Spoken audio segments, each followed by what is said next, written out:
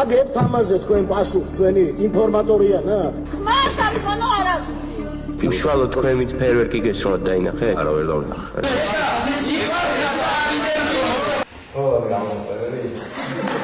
რაც გავქცეოდი, როდესაც მართალი ვარ, რატო უნდა დავიმაგო?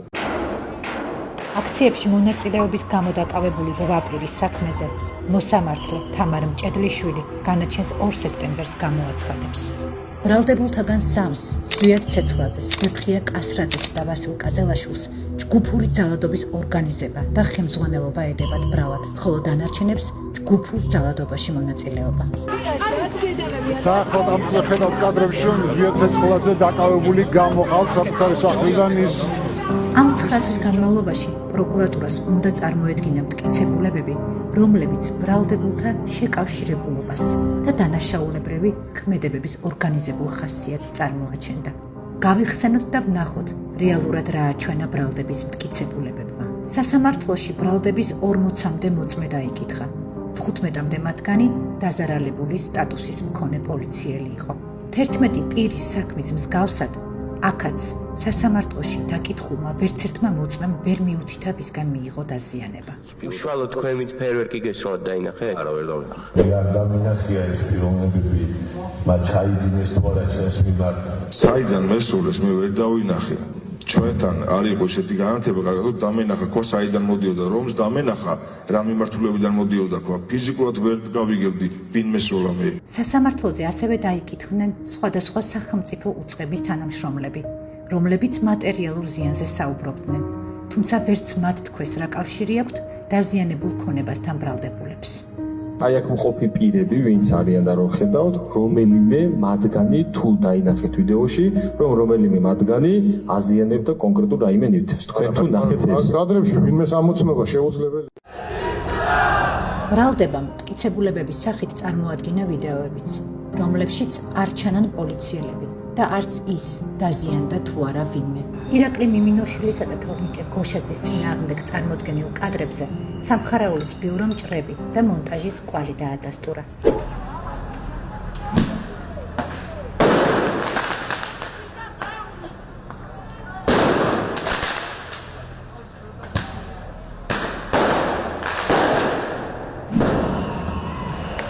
კიდევ ერთ ვიდეოში კი ჩანს, რომ ნიკოლოზ ჯავახიშვილი ფოიერვერკს ჰაერში ისვრის.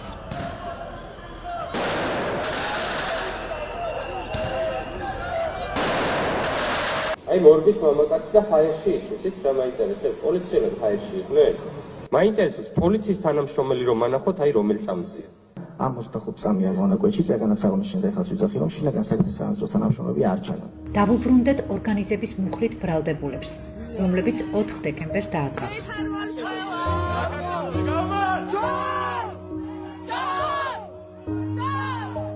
ზვიად ცეცხლაძის საქმეზე სასამართლოს პროკურატურამ მტკიცებულებად წარუდგინა 3 ვიდეო, რომლითაც ირწმუნება, რომ ზვიად ცეცხლაძე ჯგუფური ძალადობის ორგანიზატორია.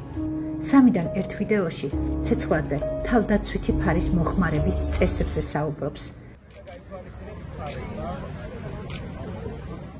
მეორე ვიდეო სატელევიზიო კომენტარია. მესამე კი Facebook Live, მოძრაობა დაფიონის გვერდიდან, რომელშიც დაცვის მხარის თქმით ნაცემი ცეცხლაძე არა ძალადობის ორგანიზებაზე, არამედ თავდაცვაზე საუბრობდა. სწორედ ამ მთავარ ვიდეო მტკიცებულებას სასამართლოზე განხილვის დროს ხმა არ აღმოაჩნდა. ეს ვიდეო 30 ნოემბრითაა დათარიღებული. ბრალდება კი ცეცხლაძეს 28-ში, 29-სა და 30-ში ჯგუფური ძალადობის ორგანიზებას ედავება. ზვიად ცეცხლაძე 27-ში, 28-ში, 29-ში და 30-ში ფიზიკურად არ იმყოფებოდა აქციაზე, უფრო მეტიც. ჩანაწერი, რომელსაც ბრალდების მხარე ეყრდნობოდა და იშველიებდა როგორც მის მტკიცებულებას, ფიზიკურად არის ჩაწერილი 30 ნოემბერს. ამდენად 30 ნოემბრამდე განვითარებულ მოვლენებზე ფიზიკურად ჩანაწერი ვერ გამოდგება მტკიცებულებად. ზვიად ცეცხლაძის საცხოვრებლის ჩხრეკის შედეგად პროკურატურის მტკიცებით ამოიღეს არაერთი ნივთი, რომელსაც იყენებდნენ ჯგუფური ძალადობისთვის. ცეცხლაძის თქმით, ნივთებს ის არ ფლობდა და ჩაუდეს. ჩხრეკის პროცედურას კი ადვოკატი არ დაასწრეს. და ზვიად ცეცხლაძე ვისია ეს ნივთები? ჩემია ესე იგი რა. მისი საცხოვრებელი სახლია და ვისი უმყოფელი. რაც შეეხება ვასილ კაძელაშვილისა და ბეფხია კასრაძის საქმეში წარმოდგენილ ფარულად გადაღებულ კადრებს, დაცვის მხარის პოზიციით აღნიშნული ჩანაწერი მოპოვებული არ არის კანონით დადგენილი წესით. არ არის დადგენილი ავთენტურობა და ის, რაც ვიდეო ჩანაწერში ისმის, ვერ ჩაითვლება გეგმის შემუშავებად და როლების განაწილებად. არასდროს არანაირი ფიქსებულება, ხო? არანაირი ფიქსებულება, ბატონო.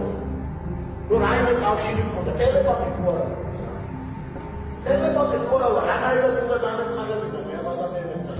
კონტაქტი, არ ვიცნობი, არ არსებობს სატელეფონო ზარი, არასოდეს შეუღონება. პირველად გახედა ბედნიერება. ბედნიერება ესეთი ოქროს საუბარს. ბედნიერება ესეთი ღიმილის ბიჭები ყავს და ჩვენ იმის მაგივრად რომ ესეთი თაობას ვუთხილდებოდეთ, ხო?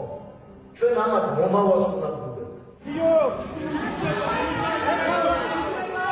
ორგანიზებულ ჯგუფურ ძალადობაში ბრალდებულ სინდისის პატიმრებს 4-დან 6 წლამდე სასჯელი ემუქრებათ, ხოლო ორგანიზებაში ბრალდებულებს 6-დან 9 წლამდე.